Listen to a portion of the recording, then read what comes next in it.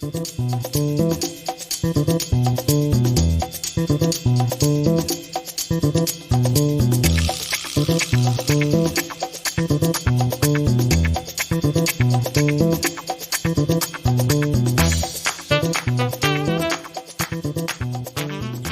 and thank you for listening to the AT Tapes, a podcast from the Journal of Athletic Training.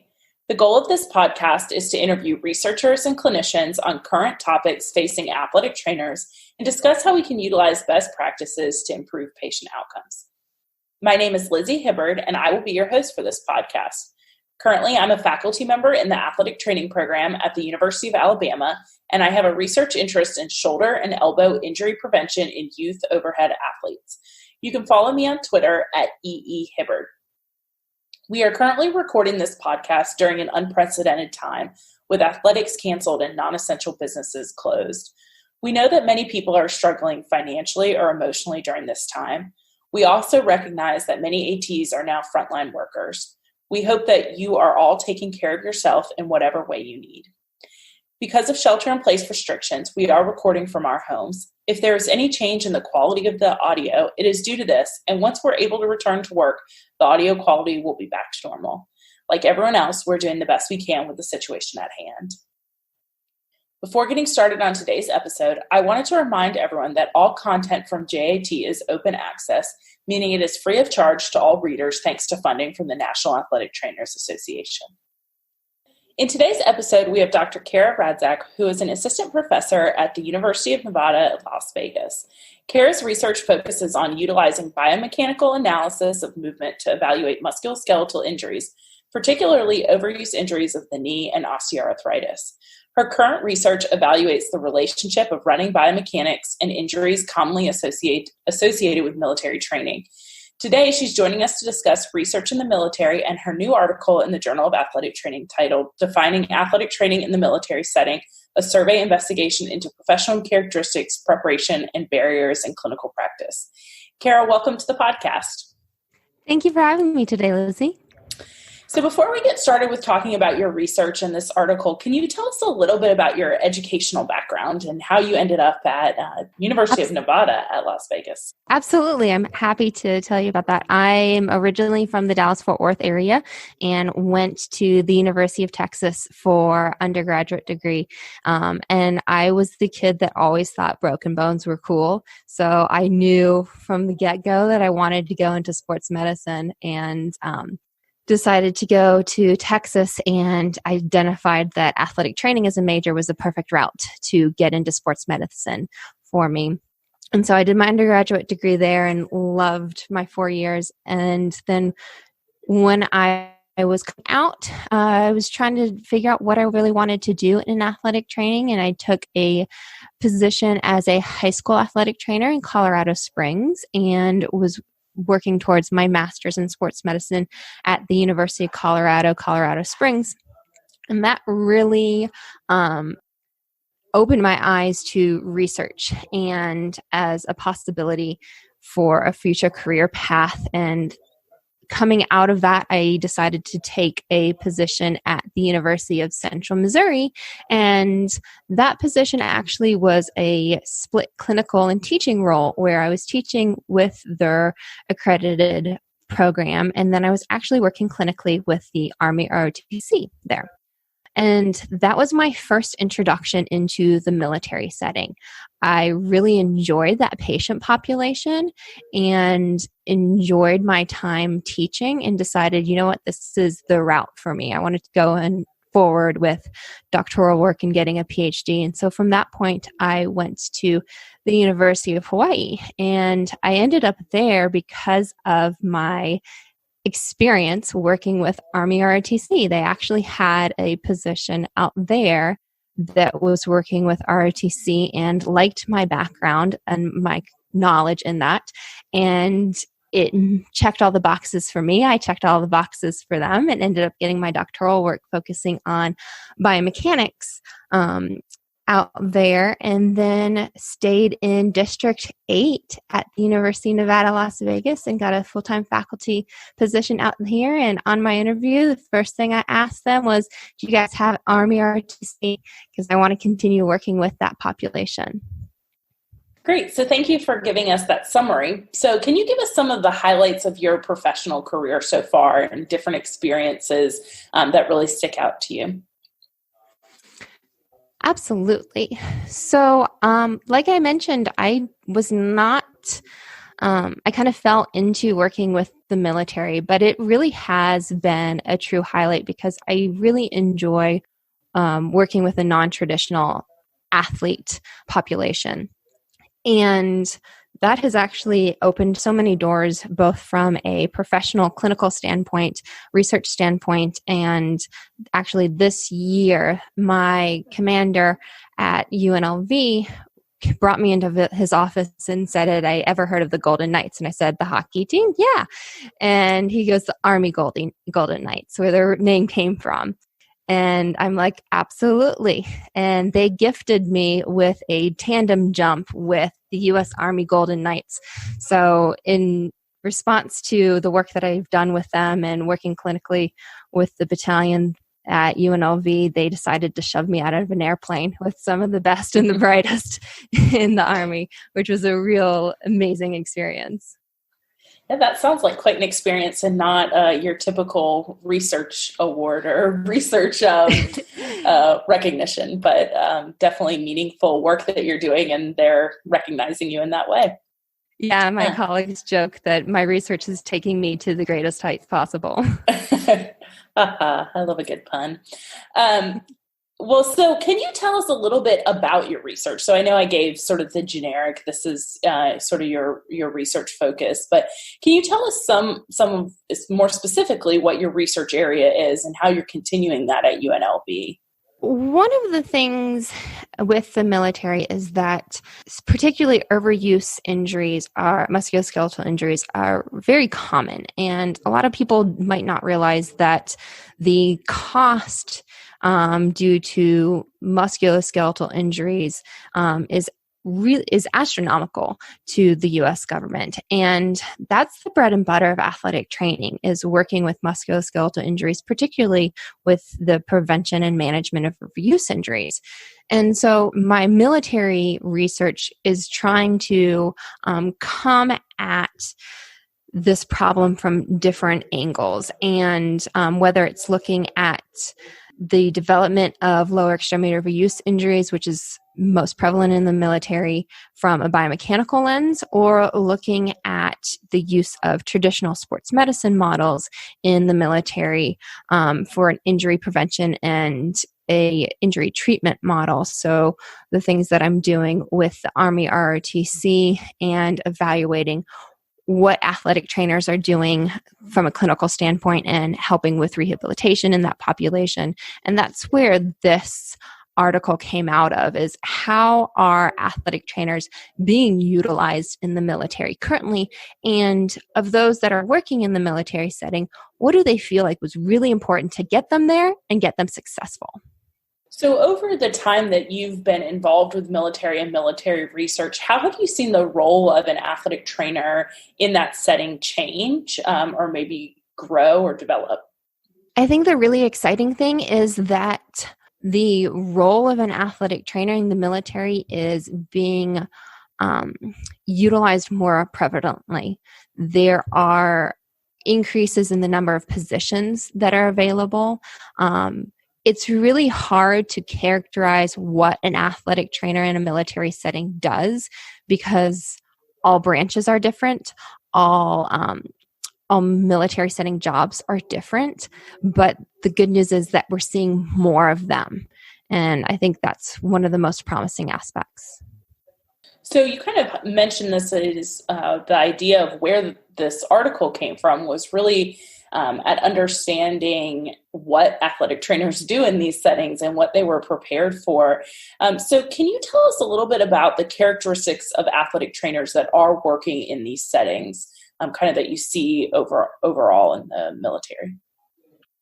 Absolutely. So in the individuals that responded to our survey request, we're seeing that as a whole, they're very well trained and they are experienced athletic trainers. You this is not an entry-level position.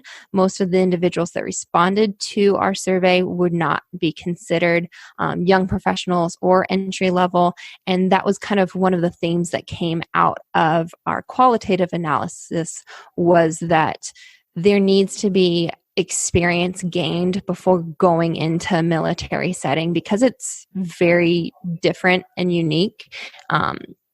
And some of the other things that were discussed is that the tactical athlete, if you utilize that term, the soldier, the airman, they're not trying to get back into the game. The game here is really life or death. And so making sure that you feel comfortable in your skill set and you're well equipped to make sure that they're well equipped. So when you looked at, or based on the survey responses, did you see differences in the percentage of athletic trainers that were males and females, or based off of their level of education? Were most of them, had they been military service? Some of those things, how did you see that? So what we saw was that it was a pretty good split between male and female participants. 58% male, 41% female. We are seeing that their mean board of certification was 13 years. So they are seasoned professionals. 80% of them had a master's degree at least. And most of them are not veterans. So the idea that you need to be former service to work in a military setting was debunked with our results. And most of them had been working in those positions in the military setting for around 6 to 7 years. So they had been working there for a while. Other things in what their job looked like, most of them worked with Army, even though the Marines and the Navy were some of the first to adopt the use of athletic trainers. Most of our respondents were working with Army, and most were not working with special operations. As far as the position classification, which is really important for those that are looking to get into the military population, the thought of where do I find these positions, half of them were contracted through an independent company. And then we did have about 35% that were general schedule employment, or a GS classification, which is through the actual government itself. So most of our respondents were contracted through an independent company. And then as you guys looked at what these athletic trainers spend their times doing, did it kind of mimic what you typically see in a traditional setting athletic trainer, or were their time demands spent differently? Absolutely. It looks very, very similar to a clinical type position. The primary use of time was in rehabilitation tasks, followed by injury evaluations and administrative duties. The one thing that we did not ask is whether or not they were spending time in the clinic itself, or if they were, for lack of a better term, out on the field. So we don't know that information, which would be an interesting thing to find out. But it does look more similar to a clinical type position. And then you kind of mentioned this, if people are interested in going into this position, and so both for understanding what the athletic trainers in these settings kind of look like from a training perspective, but also if somebody was interested in seeing what training they need, what did you guys find as far as how people actually felt like they were prepared to go into these positions? Was it through their undergraduate curriculum? Did they feel like they needed to obtain additional certifications or training to even be qualified and ready to perform the tasks that were needed? That's a great question. That was actually one of our main drivers behind this study, is we really wanted to see what people felt like made them successful in their roles as a military athletic trainer. And one of the things that we found, we specifically asked, do you believe that your professional level athletic training program prepared you for working in a military setting? And we asked about coursework and also with clinical experiences on a 1 to 10 scale. And it was pretty much smack dab in the middle, right? So we were finding that there was really yes, it really helped prepare me for a military setting. No, it absolutely did not. The professional level training was pretty much down the middle. We did get a lot of individuals say that other things help them with their job, and that includes seeking other professional development, obtaining other skill sets like CSCS, other continuing education. But the one thing that emerged really specifically was just gaining experience working as an athletic trainer, whether that be with elite teams or specific subpopulations of athletics. Just general athletic training skills. And then the other thing that really emerged was good interpersonal skills. That was something that was consistent as a theme, was interprofessional skills of resilience, confidence, ability to communicate, high adaptability with stress were very highly regarded as helping in the position that they were. So those are some of the things that people felt that they needed or had that made them successful and able to get into this population. What were some barriers that participants identified for both getting into this population and then once you were in this population, being able to work effectively as an athletic trainer? So the barriers that we identified through our qualitative themes were very similar to what we were kind of expecting. One was that job availability and the navigation of identifying a military setting job was difficult. So the number of positions is low. There's more and more coming available, but you have to search out for them a little bit more. And the identifying where to find a contracted job, some people identified that it's difficult, and the paperwork, it is very paperwork, background check intensive to get into these positions. Another no surprise here was the lack of recognition of athletic trainers and what we do. And so some people responded that they felt like they had to continually be educating individuals of what an athletic trainer does, what our scope of practice is, how can we help the mission.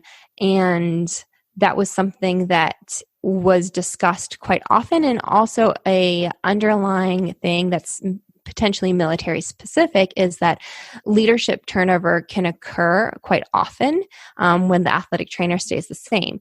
So you're having to constantly potentially re-educate the leadership of what an athletic trainer is and what they're doing. Another potential barrier is the military culture and jargon associated with the military. So it kind of came up that there's a little bit of a learning curve to what these individuals do versus, and also when they're telling you and speaking in all of these acronyms, what they're actually saying. So that is a little bit of a potential learning curve there and barrier to the position. So you've already talked about or kind of alluded to some of these qualitative themes that you guys were able to generate from the short answer questions, but can you highlight each of these themes and maybe give us a brief overview of the ones that we haven't discussed so far? So of the three themes that we found on the qualitative themes, one of the first ones that we identified was the clinical practice characteristics for athletic trainers in this military setting. And things that came back was that people often said that this is a very, very rewarding population to work with. That, like I mentioned before, returning them back to the game, it means something different. So you're working with somebody to get back into the line of duty and rehabilitating them to be able to be fit to fight, right? They also reiterated that this is a very, very unique population that has unique needs.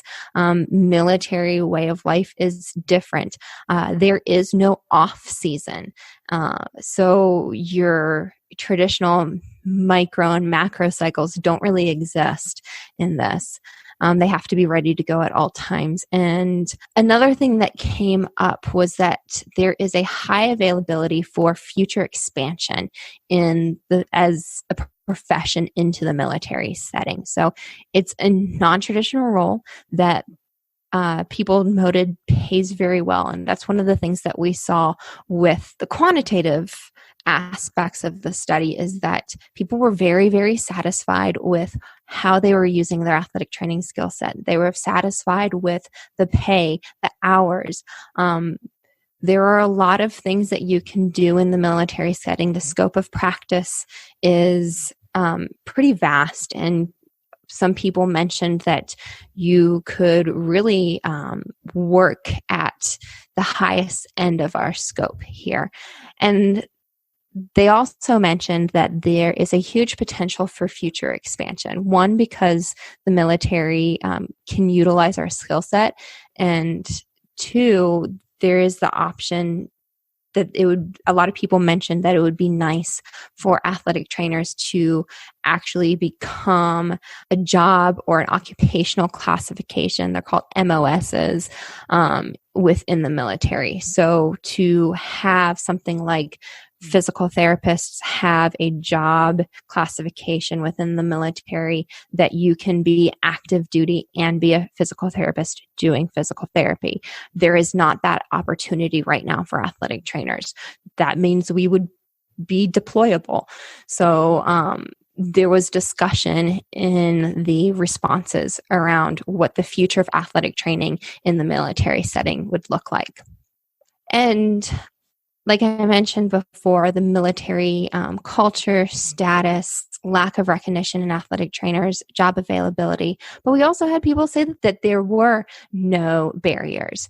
So just go out there, look at USA Jobs or other military website and apply. So how does this information drive your next research project? That's a really good question. One of the things that kind of came up is a glimpse of what athletic training looks like right now in the military setting. As we're seeing more positions open up, it'll be really interesting to see how this emerges, and if things change in the future of what athletic trainers are being utilized for. Other things that have kind of come up for me is how can we better prepare our athletic training students to potentially work in a military setting. So that's something that I'm actively trying to explore. And particularly with an Army ROTC or an ROTC setting, where most of my military research is involved with, is how can we interact with these future officers and get them started in the beginning of their military career, understanding what an athletic trainer is, what athletic trainers are capable of doing for them and for their future soldiers, and seeing if we can start to shift the needle a little bit on the culture of the military and how military members interact with athletic trainers. It's really promising to see that a lot of people that are working in this population feel that we're growing as a profession in here and that there's a lot of opportunities. And I really want to see how athletic trainers can be utilized to the fullest extent and what we have to offer a military setting. So as we finish up today, I'm going to ask you to provide us 1 to 2 take-home points. And these can be general points about military research or something specific about your research study that you want the listeners to remember. Absolutely. So I think one of the take-home messages is to just get experience, and there is no one additional certification that is going to necessarily help you get the job, but things that constantly came up was get more experience and work on interprofessional skills and interpersonal skills. Another take-home message for me was that this is a very rewarding career opportunity to work as an athletic trainer in the military setting. People are extremely satisfied or highly satisfied with their roles as an athletic trainer working in this area, even though there are barriers. Just like every other athletic training setting, we see barriers, and many of the barriers were not necessarily specific to the military setting, like recognition of what athletic trainers are and what we do, but some of them were. So identifying where to find a job and dealing with the navigating of military culture and status. Well, thank you so much for joining us today and for the work that you're doing in this population. It's both rewarding to you and important for us and important for the profession. So thank you for joining us, and I hope you have a great day. Thank you. And I would be totally amiss if I did not thank my co-authors on this, Jay Sidori, Mike Hooper, and Trisha Kazumatsu, because Jay and Hoop definitely provided some more context from a clinical standpoint, because those gentlemen have been working in a military setting for a while now, and they were incredibly valuable. I hope you all found this podcast informative. That's it for today's The AT Tapes. Please remember to rate and subscribe to the podcast wherever you get your podcasts. Also, please follow the Journal of Athletic Training on Twitter, Facebook, and Instagram at JAT_NATA on all 3 platforms. Thank you for listening, and I hope you will join us for next month's episode of the AT Tapes. Stay healthy.